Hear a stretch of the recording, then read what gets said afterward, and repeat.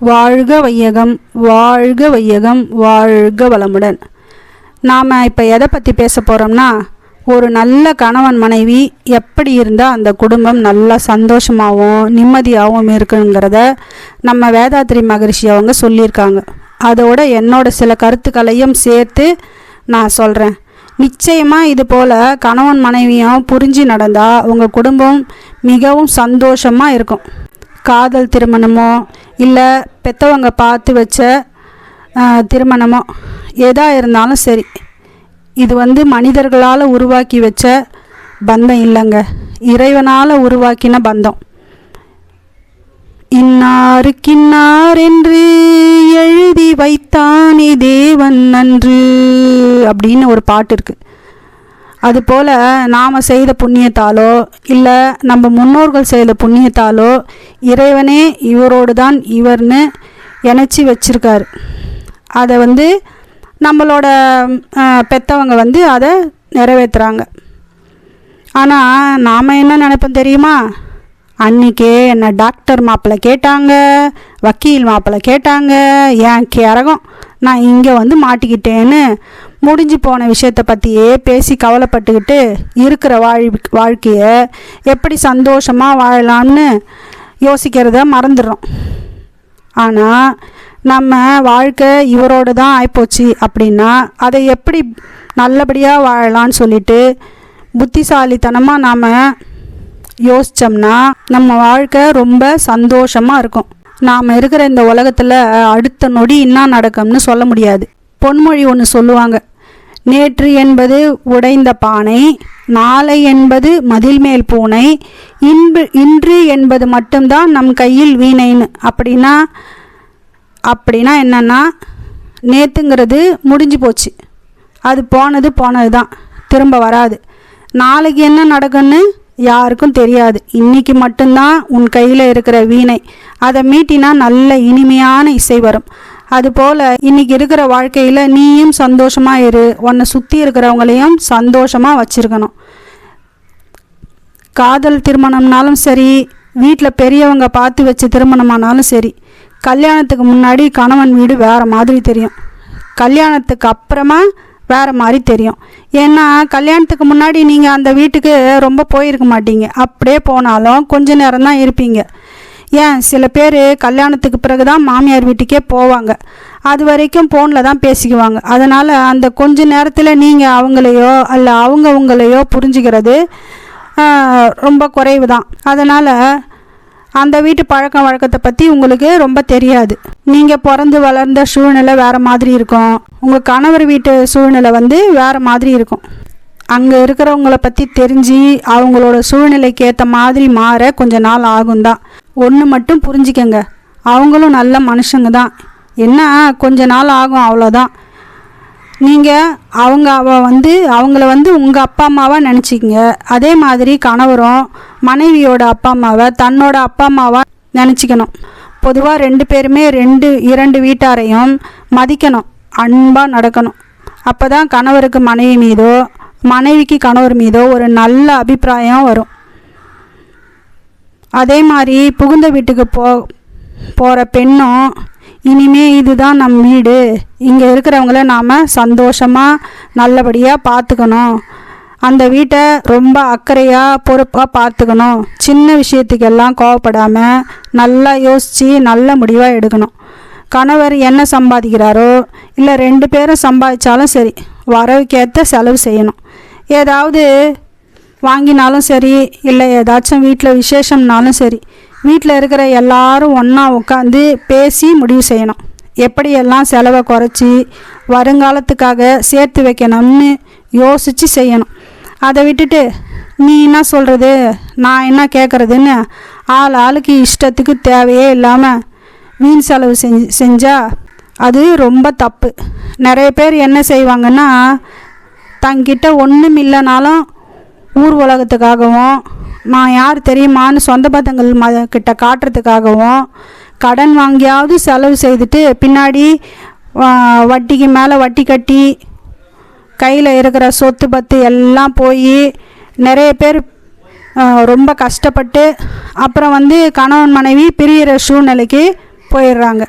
இன்னொன்று என்னன்னா, கணவன் தப்பு செஞ்சால் மனைவியோ, மனைவி தப்பு செஞ்சால் கணவனோ அதை சுட்டி காட்டும்போது டக்குன்னு கோவப்படக்கூடாது. நம்ம மேலே தப்பு இருந்தால் சரி, இனிமேல் இந்த தப்பை செய்யாமல் இருக்கிறமான்னு மனசார அவங்கக்கிட்ட போய் மன்னிப்பு கேளுங்க. இனிமேல் இந்த தப்பை செய்ய மாட்டேன்னு சொல்லுங்கள். இதனால் நீங்கள் ஒன்றும் குறைஞ்சி போயிட மாட்டீங்க. அதே மாதிரி மனைவி மேலே தப்பு இருந்தால் கணவன்கிட்ட மன்னிப்பு கேட்டு இனிமேல் நாம் இப்படி நடந்துக்கக்கூடாதுன்னு மனசார நினைக்கணும். அதுவும் எந்த பிரச்சனைனாலும் உடனே ஏன் இந்த தப்பு நடந்ததுன்னு, இதுக்கு காரணம் என்னன்னு கொஞ்ச நேரம் கண் மூடி உட்கார்ந்து யோசிக்கணும்.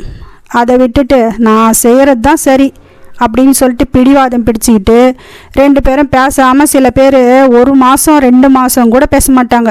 ஏன், அவளே வந்து பேசட்டுமே அப்படின்னு கணவனும் அவரே வந்து பேசட்டுமே அப்படின்னு மனைவியும் 2 பேரும் ஈகோவால் பேசிக்க மாட்டாங்க. ஒரு விஷயத்தில் அப்போவே பேசி சரி பண்ணிட்டாக்கா அது அப்போவே முடிஞ்சு போயிடும்.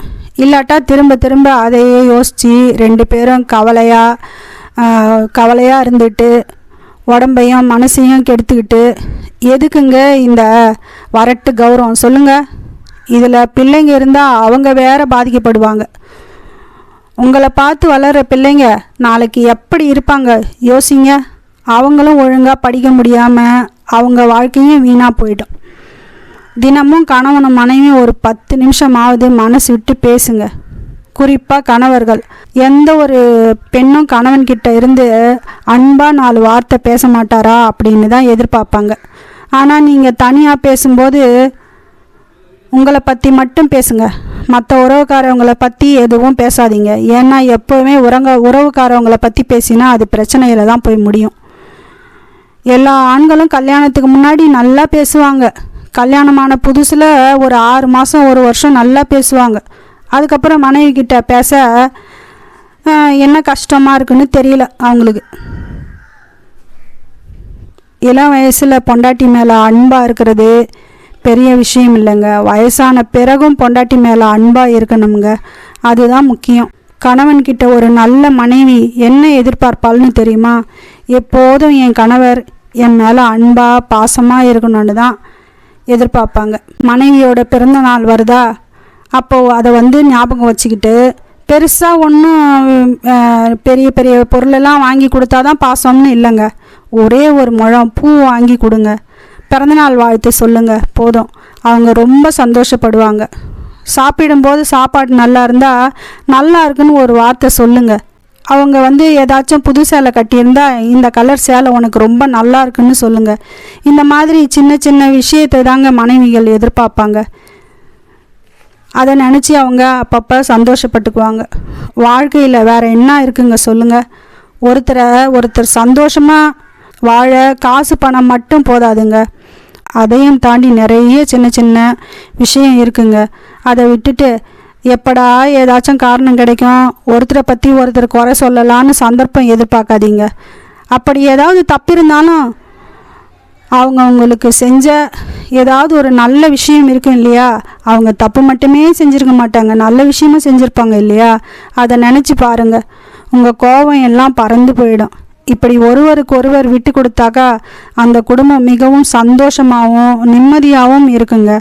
நீங்கள் வாழற இந்த நல்ல வாழ்க்கையை தான் நாளைக்கு உங்கள் பிள்ளைகளும் ஒரு நல்ல ரோல் மாடலாக அமையும் பிள்ளைகளுக்கும். சிவாஜி கணேசன் ஒரு பாட்டு ஒன்று பாடுவாங்க, அதில் அவர் மனைவியை பார்த்து. அதில் வந்து, உன் கண்ணில் நீர் வழிந்தால் என் நெஞ்சில் உதிரம் கொட்டுதடி அப்படின்னு சொல்லிட்டு அதில் ஒரு வரி வரும். ஆலம் விழுதினை போல் உறவு 1000 வந்து மென்ன வேறென நீர்ந்தால் அதில் நான் வீழ்ந்து விடாதிருப்பேன் அப்படின்னு பாடுவார். எத்தனை உறவு இருந்தாலும், ஏன் பிள்ளைங்க இருந்தால் கூட இவங்க எல்லாரையும் விட ஒரு கணவனுக்கு மனைவியும் மனைவிக்கு கணவன் மட்டும்தாங்க ஆதரவு. கொஞ்சம் நினச்சி பாருங்க. அம்மா போனால் ஒரு பிடி சோறு போச்சு, பெத்த பிள்ளைங்க போனால் கொல்லி போச்சு, பொண்டாட்டி போனால் எல்லாம் போச்சுன்னு சொல்லுவாங்க. அதனால் உங்கள் குடும்பத்துக்கு வர்ற மருமகளை உங்கள் குலம் தழைக்க வந்த குலவிளக்க உங்கள் மகளாக பார்த்துக்கங்க. உங்களோட வாரிசை சுமந்து பெற்று தர மனைவியை நல்ல கணவன் நல்லா பார்த்துக்கங்க. ஆண்களுக்கு உடம்புல தான் பலம், மனசில் இல்லை. அதனால தான் ஒரு பெண் என்ன கஷ்டம் வந்தாலும் தாங்கிக்குவாங்க. ஆனால் சில ஆண்கள் என்ன செய்வாங்க தெரியுமா? உடனே மதுவை தேடி போயிடுவாங்க. தப்பு செய்யும்போது பொண்டாட்டி ஏதாச்சும் சொன்னாக்கா, எல்லாம் எனக்கு தெரியும், நீ ஒன்றும் எனக்கு புத்தி சொல்ல வேணாம் அப்படின்னு சொல்லுவாங்க. பிறகு அவங்க எடுக்கிற முடிவு தப்பாக போச்சுன்னா அப்போ வருத்தப்படுவாங்க. ஒரு செயலை செய்கிறவங்க அது தனக்கோ பிறர்க்கோ தற்காலத்திலோ பிற்காலத்திலோ பிறருடைய மனதுக்கோ உடலுக்கோ துன்பம் தரும் செயல்னா அதை செய்யாதீங்க. இதை நான் சொல்ல, நம்ம வேதாத்திரி மகரிஷி அவங்க சொல்லியிருக்காங்க. யார் சொன்னால் என்னங்க, நல்லதை யார் சொன்னாலும் கேட்டுக்கணுங்க. கேட்குறதோடு இல்லாமல் அதை நடைமுறையால் செயல்படுத்துங்க. சொல்லுங்கள், இப்போ நான் சொன்ன இந்த விஷயத்தை செய்கிறதால உங்கள் குடும்பம் அமைதியாகவும் சந்தோஷமாகவும் இருக்குன்னா ஏன் செய்யக்கூடாது? இதில் என்ன காசா பணமா செலவாக போகுது? அன்பு மட்டும்தாங்க வேணும். அன்பே சிவம். இது எல்லார்கிட்டையும் நிறைய இருக்குது, வெளியில் கொண்டு வரதான் கொஞ்சம் கஷ்டப்படுறாங்க. அன்பு, காதல், கருணை, ஈகை, பெருமை, பொறுமைன்னு எவ்வளவோ நல்ல வார்த்தைங்க இருக்கும்போது எதுக்குங்க கோபம், பொறாமை, துரோகம் இப்படின்னு? இந்த தேவையில்லாத இந்த குணம்லாம் நமக்கு வேண்டாங்க. உங்கள் மனசு குழப்பமாக இருக்கா? உடனே உங்கள் ஊரில் இருக்கிற மனவளக்கலை மன்றம் போங்க. அங்கே போயிட்டு நீங்கள் உங்கள் மனசில் இருக்கிற எல்லா கேள்விக்கும் அங்கே விடை கிடைக்கும். அங்கே போய் தியானம், யோகம் இதெல்லாம் கற்றுக்கிட்டு உங்கள் வாழ்க்கையை நல்லா வளப்படுத்திக்கங்க. ஒரு நோய் குணமாகறதுக்காக நம்ம எந்த ஹாஸ்பிட்டல் போகலாம், இங்கே போகலாமா, அங்கே போகலாமான்னு எல்லாரையும் கேட்டுட்டு அப்புறம் அங்கே போகிறோம் இல்லையா? அது தேவையே இல்லைங்க. உடம்புல இருக்கிற நோய்க்கு டாக்டர் வேணும். ஆனால் மனசில் இருக்கிற நோய் தீரணும்னா என்ன செய்யணும்? மனசு நல்லா இருந்தால் தான் உடம்பு நல்லாயிருக்கும். மனசில் இருக்கிற நோய் தீரணும்னா நாம் ஏன் இந்த கஷ்டப்படுறோம், இதுக்கு என்ன காரணம், இதை போக்குறதுக்கு என்ன வழி, எங்கே போனால் இதை தீரும் அப்படின்னு தேடி கரெக்டாக அந்த இடத்துல வேரில் போய் நம்ம எந்த பிரச்சனை இருக்கோ அதை வேரோடு அழிக்கணும்னா அது நம்ம தியானம், யோகம் மூலயமா தாங்க போய் சரி பண்ண முடியும். சும்மா டாக்டர்கிட்ட போய் உடம்பு அந்த நேரத்துக்கு சரியானால் போதும்னு சொல்லிட்டு மாத்திரை வாங்கி சாப்பிட்டா அந்த வேரில் இருக்கிற பிரச்சனை எப்பயுமே தீராது. அதனால் நீங்கள் எல்லாருமே சொல்கிறேன், மனவளக்கலை மன்றம் போங்க. அங்கே நிறைய விஷயம் இருக்குது. நம்ம வாழ்க்கையை சந்தோஷமாக நிம்மதியாக ரொம்ப மனசு ஒரு நிறைவான வாழ்க்கையாக வாழ முடியும். அங்கே போனீங்கன்னா நீங்கள் மட்டும் இல்லை, உங்கள் கூட இருக்கிறவங்க யாராவது இருந்தால் எல்லாரையுமே கூட்டிகிட்டு போங்க. அங்கே உங்கள் பிள்ளைங்களையும் கூட்டிகிட்டு போங்க. 14 வயசுக்கு மேலே அங்கே காயக்கல்பம் பயிற்சி சொல்லி தருவாங்க. அதை எல்லாருமே செய்யலாம், எல்லாருமே கற்றுக்கங்க. உடம்பும் மனசும் நல்லா ஆரோக்கியமாக இருக்குங்க. நாம் எதுக்காக அங்கே பிறந்தோம்? சந்தோஷமாக வாழறதுக்கு தானே. அதை விட்டுட்டு எப்போ பார்த்தாலும் கவலை, கஷ்டம், அவங்க இதை சொன்னாங்க, இவங்க இதை சொன்னாங்க, யார் என்ன சொன்னால் நமக்கு என்னங்க? நாம் வாழற வாழ்க்கை நம்ம கையில் தான். அதனால் நம்ம கையில் இருக்கிற இந்த பொன்னான நேரத்தை, பொன்னான வாழ்க்கையை வீணாக்காமல் சந்தோஷமாகவும் நிம்மதியாகவும் எல்லாரும் வாழணும்னு நான் ஆசைப்பட்றேன். நீங்களும் எல்லாரும் நல்லபடியாக வாழணும். வாழ்க வளமுடன், வாழ்க வளமுடன், வாழ்க வளமுடன்.